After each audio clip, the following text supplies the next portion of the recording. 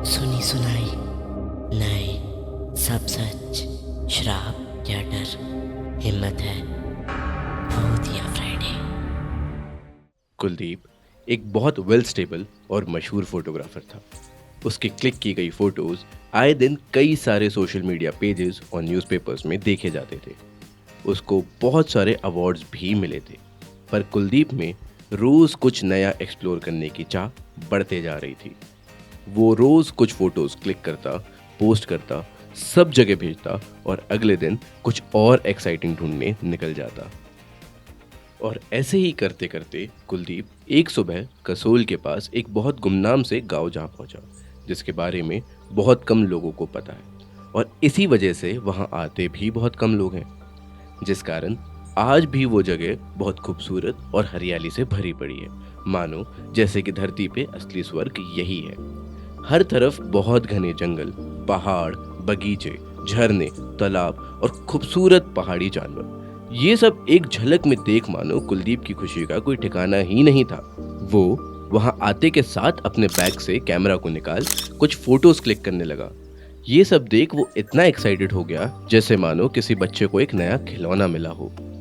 पर जैसे जैसे दोपहर होने लगी कुलदीप को भूख लगने लगी। और तभी कुलदीप को ध्यान आया कि वो यहाँ के माहौल में ऐसा खोया कि उसने वहां रात गुजारने के लिए कोई जगह देखी ही नहीं। तो कुलदीप ने आसपास के कुछ लोगों से पता किया कि यहाँ रात कहाँ गुजारी जा सकती है। तो वहाँ के एक रहने वाले ने कुलदीप को बताया कि यहाँ बहुत कम लोग बाहर से घूमने आते हैं। तो यहाँ कोई शहरी होटल तो नहीं, पर एक पुराना गेस्ट हाउस ज़रूर है जहाँ वो अपनी रात गुजार सकता है। ये सुन वो उस गेस्ट हाउस की तरफ चल पड़ा। रास्ते पर फोटो और वीडियो लेते लेते कुलदीप उस गेस्ट हाउस तक पहुंच गया, जो देखने में तो बहुत पुराना और कुछ इस ढंग से बना था जैसे कि मानो अंग्रेजों के जमाने का गेस्ट हाउस। चलो अब ये एडवेंचर भी सही। ये बोलते से कुलदीप गेस्ट हाउस के अंदर गया, जहां एक पुराने से रिसेप्शन डेस्क पे एक आदमी खड़ा था, जिसकी आंखें कुलदीप को देखकर ऐसे चमक गई जैसे मानो सालों से वो इसका इंतजार कर रहा हो। कुलदीप ने जाकर उससे बात की और गेस्ट हाउस में कमरे के लिए पूछा। अरे यहाँ तो कमरे ही कमरे हैं साहब।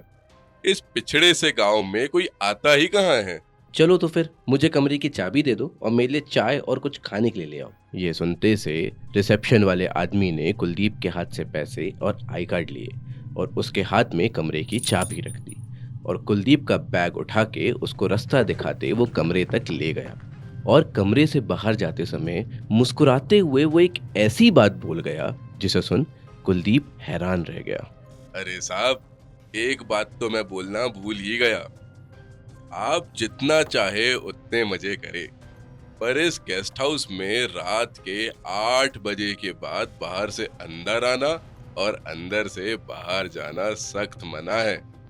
और अगर आप मेरी माने तो आप 8 बजे के बाद कमरे से भी बाहर ना आए तो आपके लिए ही बेहतर होगा। ये गांव वाले लोग आज भी बड़े ही पिछड़े सोच के होते हैं। खैर जाने दो, मुझे क्या, कुछ ही दिन की बात है बस। ये सोच कुलदीप नहाने चला गया और वापस आकर उसने चाय नाश्ता किया और शाम में थोड़ा बाहर टहलने और कुछ फोटोज लेने चला गया। और ठीक शाम 7 बजे वो थक के अपने कमरे में वापस आया और खाना ऑर्डर किया। कुछ ही देर में खाना आ गया और वो खाना खाकर जैसे ही लेटा, उसने कुछ लोहे की खनखनाहट की आवाज़ सुनी और उसी समय उसकी नज़र ठीक सामने लगी घड़ी की तरफ गई, जिसमें 8 बज रहे थे। और उसने सोचा ज़रूर ये लोग गेस्ट हाउस के बाहर ताला लगा रहे होंगे। ये सोच वो थोड़ी देर अपना लैपटॉप खोल फोटोज देखने और एडिट करने में लगा रहा।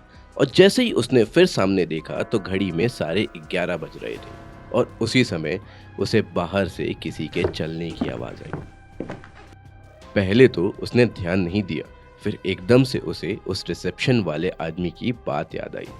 तो उसने धीरे धीरे कदमों से दरवाजे तक जाने का सोचा और उसने डोर होल से बाहर की तरफ देखा। तो पहले तो उसे सिर्फ अंधेरा दिखाई दिया और अगले ही पल एक इंसान की परछाई बाहर घूमते देखी।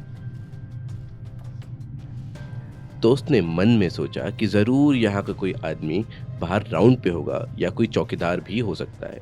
ये सोच वो वापस अपने बेड पे गया और सो गया। सुबह उठने के बाद कुलदीप जल्दी जल्दी नहाकर तैयार हुआ और बाहर घूमने और फोटो खींचने निकल गया। और शाम होते ही वापस अपने कमरे में आकर फ्रेश होकर खाना खाया और वापस लैपटॉप खोलकर काम में लग गया। और काम खत्म करते करते उसे फिर 12 बज गए और आज उसे फिर बाहर किसी के कदमों की आवाज़ आई। पर आज वो कदमों की आवाज़ थोड़ी साफ भी थी और साथ ही पायल जैसी छन छन की आवाज़ भी आ रही थी। कुलदीप फिर दबे कदमों से दरवाजे की ओर गया, पर आज कुलदीप में थोड़ी घबराहट थी, क्योंकि आज उसने कहीं पढ़ा था कि ऐसे पिछड़े इलाकों में बहुत सारी भूत प्रेत और चुड़ैलों की कहानियां प्रसिद्ध होती है। पर फिर भी कुलदीप ने बाहर देखा तो फिर उस गुप्त अंधेरे में उसे एक औरत की थोड़ी साफ परछाई बाहर घूमते दिखी। पर आज भी कुलदीप ने बात यह सोच के टाल दी कि जरूर यहीं की कोई महिला होगी, शायद पानी या वॉशरूम के लिए बाहर निकली हो, और ये सोच वो फिर सोने चला गया। और अगली ही सुबह थोड़ा जल्दी उठ के फिर बाहर निकल गया, क्योंकि आज उसका यहाँ आखिरी दिन था। अगले दिन उसे वापस भी जाना था, तो आज उसने सोचा कि ज़्यादा से ज़्यादा फोटोज क्लिक कर ले और घूम ले। पर इस जल्दीबाजी में आज शाम कुलदीप को थोड़ी देर हो गई और उसने समय का ध्यान नहीं दिया। आज उसे गेस्ट हाउस पहुँचते पहुँचते 8 बज गए और जब वो पहुँचा तो उसने देखा कि वहाँ ताला लग रहा है। ये देख कुलदीप ने आवाज़ लगाई और तेज कदमों से गेट की तरफ भागा। पर वहाँ उस रिसेप्शन वाले ने कुलदीप को देखकर मुस्कुराते हुए और जल्दीबाजी में बोला, साहब लगता है कि आपको आपके जान की परवाह कम है। ये सुन कुलदीप थोड़ा घबराया और वो कुछ बोल पाता उससे पहले ही उस आदमी ने कहा, जल्दी से कमरे में चले जाइए और पीछे मुड़ के भी मत देखिएगा, अगर थोड़ी सी भी जान की फिक्र हो तो। और ये सुनते से कुलदीप तेज कदमों से दिल में एक डर लिए कमरे की तरफ चला गया और पीछे से उसे दरवाजा बंद होने की और तुरंत बाद ताला लगने की आवाज आई और वो बिना पीछे मुड़े कमरे में आ गया।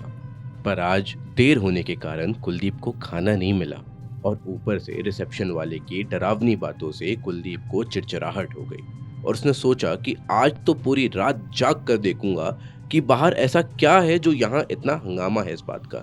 ये सोच वो नहाने गया और आकर उसने पहले सब सामान पैक किया, क्योंकि अगली सुबह जाना भी था। और उसके तुरंत बाद वो फिर से उस डोर होल से बाहर झांकने लगा।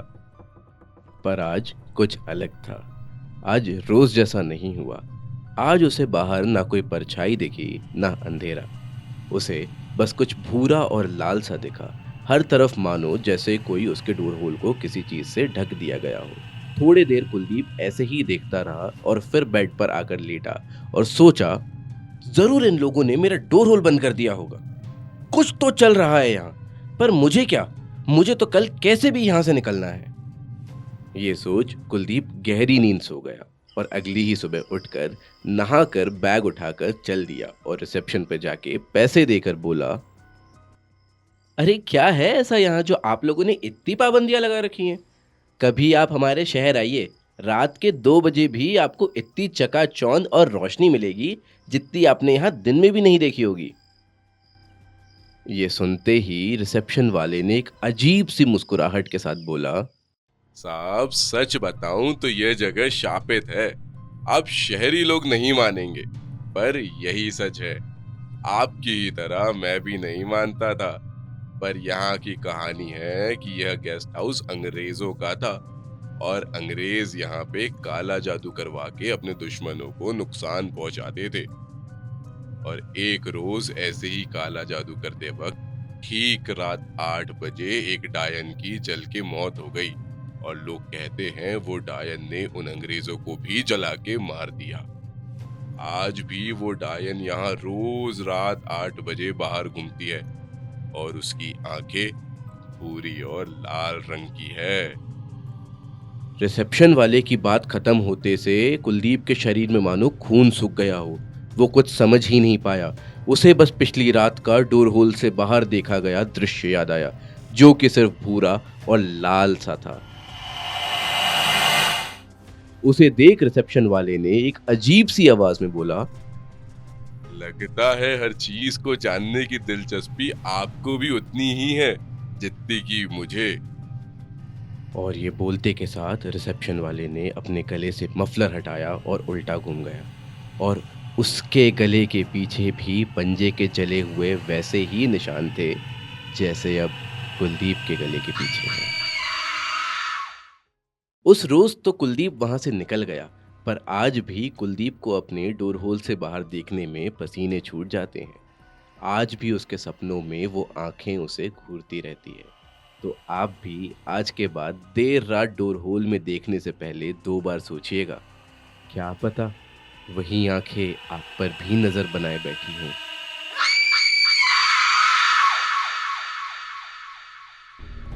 भूतिया फ्राइडे पर हम हर हफ्ते लेकर आते हैं एक नई और खौफनाक कहानी, इसलिए सब्सक्राइब जरूर करें।